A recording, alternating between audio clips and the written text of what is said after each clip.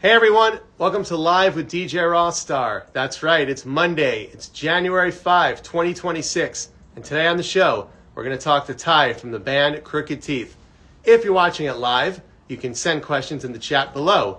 If you're not watching it live, I do hope you get to check out a live show in the future. Follow me on Instagram. I'm on twice a week, every week. So coming up on Thursday this week at 12 Central Time, the band Goalkeeper will be here. So make sure you come back and check that out.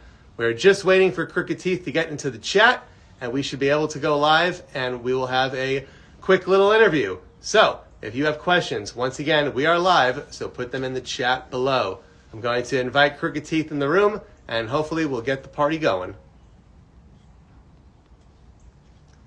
And just so you know, I've been doing live interviews for over 20 years, so you can check out my IG, or you can go onto YouTube, and you can see interviews I've done with All Time Low, Yellow Card, Fall Out Boy, Goldfinger, Newfound Glory, and tons more. So make sure you check that all out, and let's get to the interview.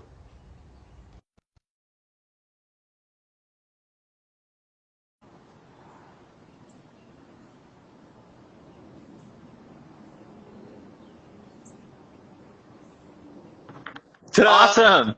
Third time literally is the charm here today. Is the charm, my friend.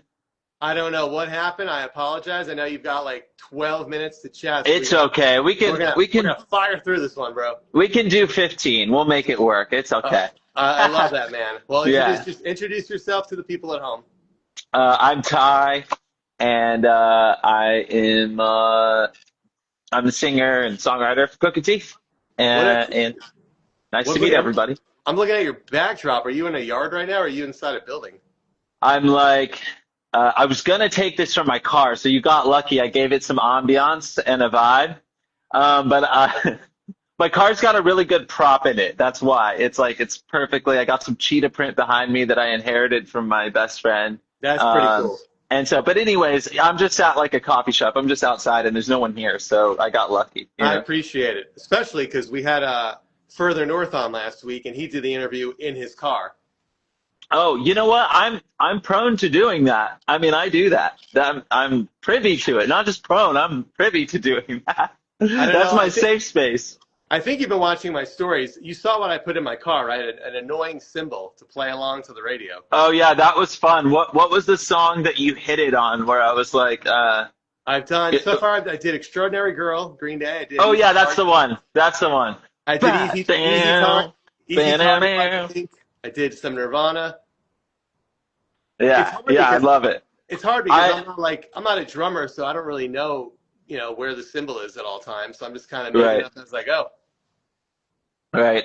No, it's fun. Actually, those are all great songs, by the way. Easy Target is one of my favorite Blink songs ever. That's my favorite album. But we won't spend the whole episode talking about Blink-182 because I definitely could do that. Green Day is my favorite band. I could do the same Green Day is actually my favorite band. And someone just asked me the other day. It was like, put the two in a ring, which one wins? And I'm like, at the end of the day, I feel like even Blink-182 would say Green Day is the they are the the creme de la creme of You got the top. all. You love the top two. That's all that matters. I'm not speaking for Blink-182. I'm just intuitively I feel like everyone from that generation, like Green Day was the band that gave them all the push.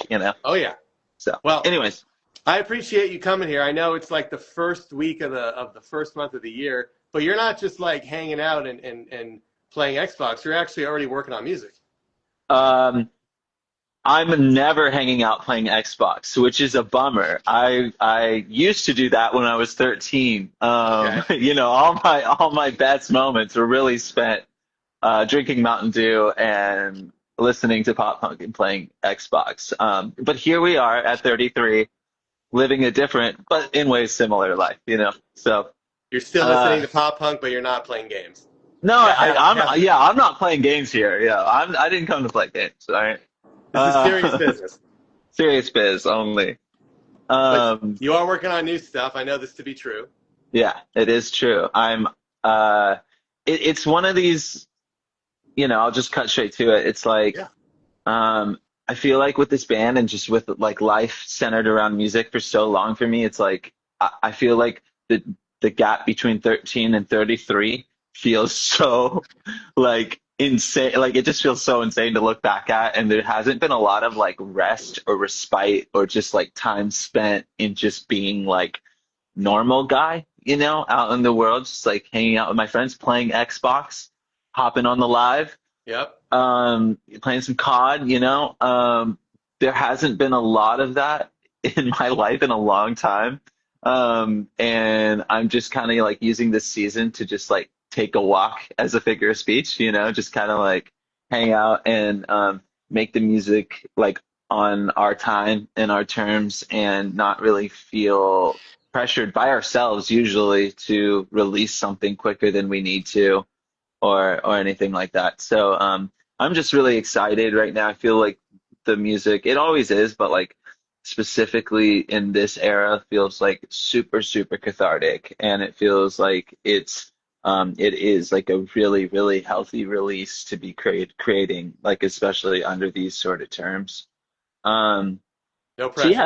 yeah, yeah, exactly, exactly. Yeah, that's just kind of like um, that's kind of where we're at right now. And my friend Nick, he was like the elder classman when I was. Is that the right phrasing? I don't know. Who cares?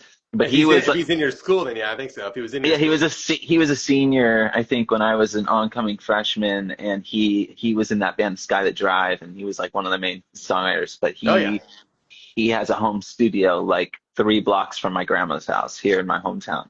So we've been cooking together, and it's like been such a blast, and like he's been like a really fun creative partner outside of my drummer Jason, who's in DC. So we send things back and forth, we map it out, we send it to him, and then Jason is very involved with the process too. And it's been really cool. Like that's another thing about where we are right now is like we're trying to be way more deliberate about being in the same room together and creating together because Jason is also like such a terrific writer and sounding board and like a terrific drummer, like extraordinary drummer. So it's like it's really like magical to actually be together and have Oh yeah. synergy together. But we are, we're dealing with the circumstances and the things between us, which is like 3,000 miles last time I checked, I think. So yeah, but it's been great. I'm really excited. And probably pretty soon we'll start at least again, like on our terms, like teasing new music and excuse me, morning coffee. Don't throw up on the camera, man. I feel great. Anyways, That's New Year's Eve um, coming up. yeah, days late, Yeah. days late. No, I didn't do anything exciting in music, but it was great nonetheless. But anyways, yeah, so that's where we're at with music and stuff. Thanks for asking. Which Blink album was recorded with everybody not in the same room? Neighborhoods Yeah. What do you for think of it? sure. I love neighborhoods, but you can definitely tell like it's not the same energy as like they're centered with a producer, Jerry Finn. Um, and I love the album though. Like Jason and I and many of my fellow Blink, connoisseurs, we talk about neighborhoods with high regard. It's just a different kind of album, It kind of Yeah. signals like that shift in the writing dynamic and everything. But there's some absolute heaters on there. I mean, Up All Night was definitely written in the self-titled sessions. I mean, Hearts All Gone, such a banger punk rock Blink song. I like I how I'm love. like getting sidetracked again, but I don't care. It's fun. It's okay. We got a few minutes. We can. Did you say a bunch of heaters, by the way? Yeah, they got some I've never heard bangers. I've never heard that expression before. A bunch of Well, heaters. well, if you start using it and people start catching on, I could always use an extra, I think you couple may bucks. I think you may have coined it. Don't Mm. reveal where you heard it from, and I'm gonna think you made it up. So It's just millennial speak, just millennial jargon. I'm an elder millennial. I've never heard that word. All right. Maybe I'm too much of an elder. Somewhere in the in between, it hit me. Yeah. Okay. So how are Uh, you gonna capture the energy of being together when you're not together? That was the point of me bringing up neighborhoods. so I mean, every time we're together, it's been like this. Like the last, okay, I'm trying to like run the timeline in my mind. But like the last time Jason and I were together in a room making music was writing our next single. Um, and we did that in LA, like in between some tour dates. And so that's kind of like, we do that. And then another song on our EP. It's about an EP's length right now because we haven't finished it. Let me clarify. It's growing. Uh, Yeah. it's growing. Right now it's in an EP. It's in that kind of early stage. Got to It's in go that up early it all the way it'll through the alphabet to the letter L. it'll grow. It'll grow. You gotta let it grow. Yeah. Yeah. And anyways, so yeah, so there's another song on there that we just wrote in his, in his basement in DC. So it's like kind of any opportunity that we have to just like be together, and even if it's like a pots and pans situation, like he doesn't even have his kit, and we can just kind of like figure out like, you know, how to start to like place the movement of songs Oh yeah. before either of us get in the studio. I think that's how we do it. Um, I mean, the dream is always to have a long enough sound check to where you can just the two of us can fuck off and sound check and do whatever, but that Oh, of rarely course. happens. So, so yeah. Other than I think that's the best way I could explain how we try to make that magic happen wherever we can. So. These songs you've already recorded, are you going poppier, punkier, pop punkier, or something completely different? It's like in my mind lately, I feel like we're in this space between like Blink, Green Day, and Jimmy Eat World. Like All that's right. kind of how I hear our band. I hear it in a very like there's the more major key sort of like Blink or Green Day sounding songs that maybe they kind of sound like both bands in one because you've got a little Tom DeLonge riff. I'm talking about like I Know, our last single. Oh yeah. And then you've also got like the marching, like Green Day, sort of Know Your Enemy vibes, little Sum 41 in there. But then I feel like there's definitely this side of Crooked Teeth that I'm self-aware about that I love, which is the influence of Jimmy Eat World. Like that band is always just a mainstay influence of mine. Yes. As much as the other aforementioned bands, I would say another band from the same class almost is them. And like, yeah, Jim Adkins' lyricism and their overall like the guitar work has been such a just the vibe that they curate. I could go down the list on Jimmy Eat World songs that are just such a vibe, like such a vibe that only other artists could replicate. They couldn't like do the same thing. I think Death Cab's another emo indie band that's kind of the same way to me. You can try to replicate that feeling, but it's done. That's where the well is. So.